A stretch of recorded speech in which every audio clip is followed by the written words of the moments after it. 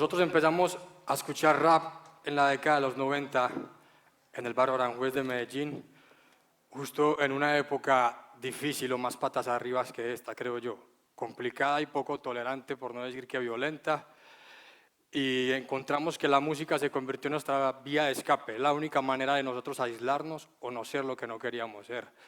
En ese tiempo recuerdo a todos los amigos de nosotros hablar de conseguir una moto y ser el duro del barrio algunos, y tener las mujeres y tener plata, y es lo que nosotros empezamos a llamar el camino corto, porque no quiere decir que ese camino corto sea fácil.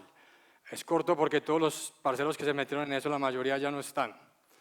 Entonces nosotros nos dimos cuenta que nosotros solo queríamos hacer canciones, queríamos sacar la cara por otro lado, no queríamos ser algo que nos obligaba de cierta manera a la situación.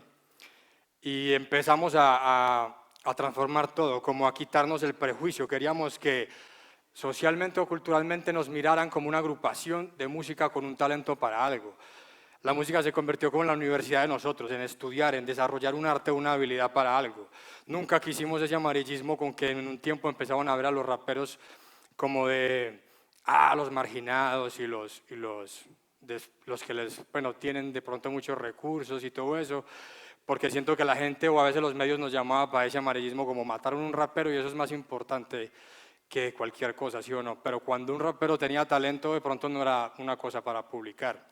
Y nosotros nos preocupamos por lo menos para que tuvieran la atención puesta en nosotros por el talento o la habilidad que habíamos desarrollado en algo. Y nos dedicamos solo a estudiar cómo hacer rap, cómo escribir canciones y cómo mejorar cada día lo que nosotros queríamos mostrarle a la gente que éramos, o el talento que había en los barrios, que no solo había lo que todo el mundo siempre pensaba.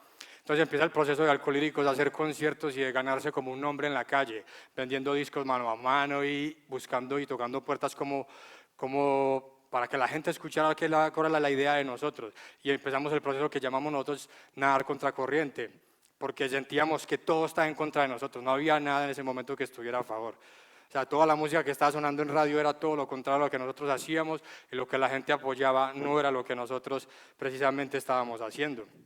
Y empezamos a lidiar con los prejuicios, que hasta el sol de hoy yo creo que se siguen viendo, así sea menos, todavía la gente cree que un rapero, ahí va a hablar ese marihuanero, y dice uno, hermano, 2017 y todavía la gente cree que la marihuana es exclusiva de los raperos, ¿o qué? O sea, pues hay raperos que ni fuman. Para que nos vayamos ahí como culturalmente, hay todavía un prejuicio que nos persigue, no nosotros, sino la gente que tiene esos prejuicios, cómo carga con ellos. Empezamos nosotros a nadar contracorriente y empieza la frase de mi madre me dijo, porque las madres son las primeras que, así no te lo digan, quieren tener un hijo universitario, doctor o abogado, que no está mal, pero resulta que nosotros no éramos ninguna de las anteriores, ni queríamos ser ninguna de las anteriores, y empezamos nosotros a lidiar con esos prejuicios. Como la vez que mi mamá me dijo, como que alguien cercano a la familia, que estaba en malos pasos y que murió en su ley, le había hecho un comentario de que hacía Gambetta rapeando y que por qué le había dado por meterse a eso en vez de conseguir un trabajo. Y dice uno, ¿es él el que necesitaba que alguien le dijera que iba en el mal camino? A tiempo y nadie se lo dijo. Pero es más importante creer que uno está como en un mal camino o que hacer música o dedicarse a esto está mal y no va para ningún lado. Nadie te dice como, por lo menos en esa época, nadie te decía como crea tu propia empresa o hacer lo tuyo. No, siempre era como hacerlo para otro, trabajar para otro. Eso es lo que nosotros llamamos nadar contracorriente. En el proceso de haber hecho como todo lo posible o hasta lo imposible para que el grupo creciera, nos empezó a ir bien, digámoslo así, empezamos a tener un reconocimiento y a tener difusión como por lo que nosotros consideramos que se había logrado, tanto como vendiendo discos mano a mano y todo ese asunto. Y recuerdo que ya hemos hecho varios conciertos importantes y nunca habíamos tocado en el barrio de nosotros en Aranjuez, y decidimos hacer un concierto en Aranjuez, que era como una deuda que teníamos.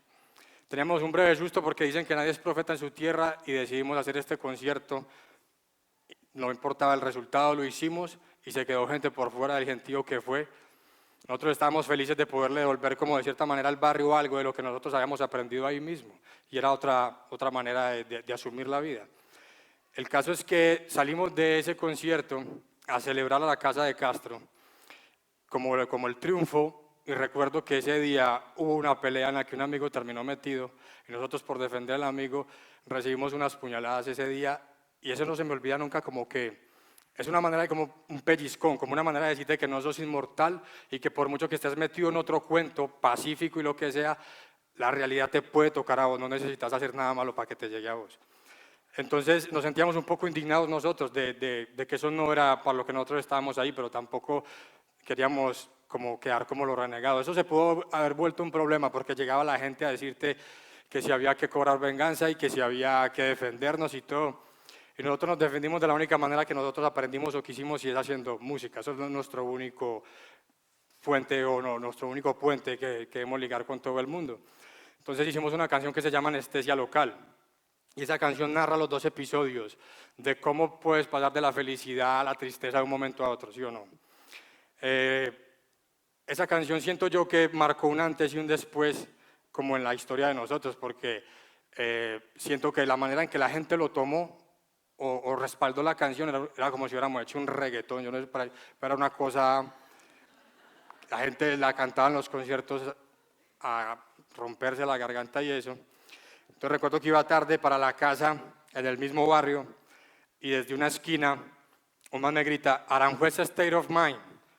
Y miro yo y era un man que se había amanecido ahí como tomándose los chorros y cuando reparo bien era lo que llaman los duros del barrio, los parceros que cuidan por ahí, un man que toda la vida me ignoró, nunca me paró bola, yo creo que ni sabía cómo me decía ni cómo me llamo, ni a qué me dedicaba y ahora por esta canción, que no sé cómo la escuchó ni cómo le llegó a ese man a los oídos eso, me reconocía y se sentía yo creo que parte de.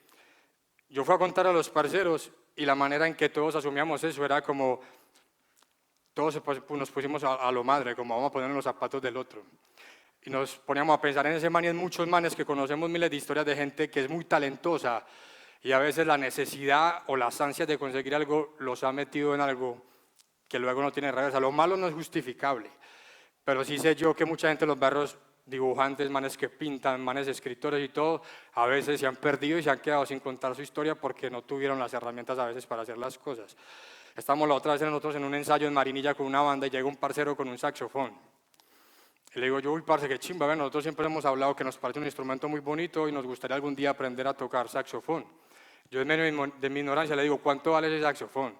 Y me dice, parce, 5 millones y eso que no es de los buenos. Y yo, no es de los buenos. Entonces digo yo, parce, pues, yo decía, eso vale 500.000 pesos, algo así. 5 millones, el man lo decía como con su cara, como de, así nos toca, y eso es un platal ya. Entonces me devuelvo yo lo que estamos hablando de ponerse en los zapatos del otro. Ojalá un arma o una bala, aunque sea, valiera una millonada, lo bien, o sea, un montón de plata para que la gente le costara demasiado adquirirlo así quisiera. Porque hay una brecha demasiado grande entre conseguir un arma en un barrio, en cualquier barrio de Medellín, a conseguir un instrumento. Un arma te la pueden hasta alquilar, yo creo. Puede valer por ahí 300.000 pesos cualquier fierro hechizo, pero un instrumento sigue valiendo lo que vale, ¿sí o no? Y no digo que no hayan otras posibilidades, porque ahora hay mucho más que en esa época. Pero sí sigo diciendo que la brecha es demasiado grande. Nadie de por sí tiene una guitarra o un saxo y te va a decir, yo te lo presto para que lo hagas. Entonces siento yo que sí hay unas desventajas a veces, y todo eso solo se combate con, creo yo, como con más guerra. No hay muchas opciones a veces para que esos pelados, que a veces tienen que llegar a ellos, demostrarle que hay otras opciones, que no todo es así tan a las carreras ni a tirarse a matar. Entonces siento yo que una canción como Anestesia Local mostró la manera de nosotros volver lo malo algo bueno, o sea, transformar y no quedarse con lo malo ni agrandar la bola de lo malo, sino en lo bueno. Y entramos como en un tiempo de decir, bueno, llegó la hora de cambiar el chip a la gente. Y empezamos a ver cómo hasta el suegro ya nos quería, o sea, todos los que nos veían como unos vagos, ahora les gustaba, porque siento yo que hay una frase que dice que sin milagros no hay fe y nosotros ya habíamos hecho el milagro, ya habíamos dicho a la gente, esto somos capaces de hacer, con o sin ayuda. Entonces empiezan a llegar los pelados del barrio orgullosos de que Alcolíricos y demás grupos que están haciendo rap, sacando la cara, salen de allá. Empiezan a hacer sus propios proyectos y a creer que es viable hacerlo. Empieza tu mamá a no ver que eso era de vagos y de manes que no tenían ni siquiera claro para dónde iba. Entonces ya no había vergüenza ajena, sino un orgullo ajeno, un montón de gente feliz, deseándote lo mejor porque de cierta manera era lo que se les había entregado, un montón de cosas que la gente tenía que apropiarse y sentir que eran propias. Nosotros siempre decimos que el rap o la música en general nos ha dado más de lo que nosotros le habíamos pedido o de cierta manera esperábamos. Hemos tenido la posibilidad de salir a ciudades donde jamás pensábamos que iba a haber público para nosotros o ciudades en las que jamás, si no hubiera sido por la música, hubiéramos salido. Uno hay veces es como encerrado en su burbuja, en su barrio, y esto le abre a uno como el mundo. Hemos ido prácticamente por todo Colombia mostrando lo que hacemos, y no solo lo que hacemos, sino el mensaje que tenemos. Hemos salido del país a lo mismo, a decirle a la gente cómo viven los pelados acá, cómo salimos adelante solo a punta de lo que aprendemos o nos metemos en la cabeza de cierta manera. Antes para mí era impensable llenar un concierto con algo que no fuera bailable o algo que dijera la verdad. O sea, como que con el tiempo cada vez la música es menos mensaje, cada vez menos está diciendo algo. Nosotros nos metimos en la película más suicida del mundo de tratar de poner a bailar a la gente o de mover la cabeza diciéndole la verdad que mucha gente no quiere oír. Entonces, hace poco en agosto tuvimos la oportunidad de ser la portada de Rolling Stone, y para nosotros esta foto significa mucho porque la hizo nuestro hermano Julián Gaviria, y es exactamente en el barrio del que les estamos hablando, Aranjuez, que es donde salió todo, donde hay un montón de gente talentosa y donde hay un montón de gente que vive tan amañada en ese barrio que a veces no quisiera ni siquiera salir al mar ni a conocer nada. O sea, todo el mundo se siente que está en su burbuja. Y para nosotros esto representa una manera de decir a la gente hasta qué punto puede llegar uno cuando nadie le saca de la cabeza esa idea de que lo que uno hace lo puede llevar a cabo como sea, si tiene paciencia y se escoge el camino más largo que es en donde más se aprende. Otra cosa que decimos es que todo el mundo necesita de la música. A veces hay gente que actúa como si eso no fuera así. La gente escucha música para lavar el carro, para barrer, para trapear. A la fiesta le ponen música, pero si el hijo dice que quiere ser músico, qué problema. Si sus hijos, si tienen hijos o hijas, quieren algún día ser músico, hay que apoyarlos. Eso yo siento que contribuye más que cualquier otra cosa. No estoy quitándole méritos a las otras profesiones.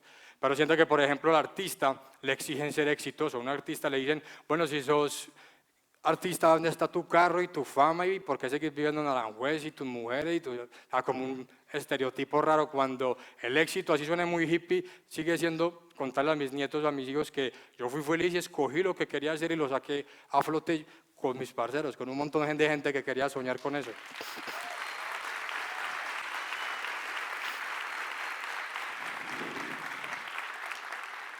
Estábamos segurísimos que cuando trabajamos en una empresa en trabajos que ni queríamos, nadie nos preguntó que si estábamos bien o mal.